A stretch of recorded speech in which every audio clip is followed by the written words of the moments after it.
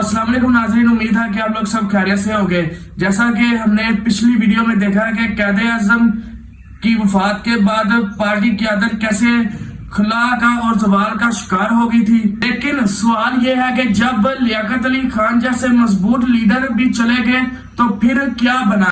ناظرین، 1951 میں لیاقت بعد میں گولی چلی تو پاکستان اپنے پہلے وزیر اعظم سے محروم ہو گیا۔ ایک شخص کا قتل نہیں تھا بلکہ مسلم لیگ کی مرکزیت، وحدیت اور اس کے ایک خلا کا قتل تھا۔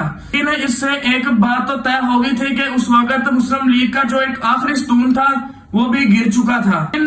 ناظرین، لیاقت علی خان کی وفات کے بعد پارٹی نہ صرف قیادت سے محروم ہوئی بلکہ پارٹی کے اندر سے ہی مختلف گروپ بندیاں نظر آنے لگی۔ کوئی ایسی شخصیت نہیں تھی کہ جو سب کو اکٹھا لے کر چل سکتی تھی۔ مرکز اور صوبائے میں الگ الگ مسلم لیگ کے دھرے جو کہ نظر آنے، مسلم لیگ ایک تحریک جماعت نہیں رہی تھی بلکہ ایک اقتدار پرست جماعت بن چکی تھی، جس میں اپنا شخصیت پرستی اور نظریات بالکل ہی آپ کہیں ختم ہو چکا تھا اس جماعت کا اس وقت تک، کیونکہ جو وزیر اعظم آتا تھا وہ ساتھ میں پارٹی کی کمانڈ بھی کرنے لگ جاتا تھا۔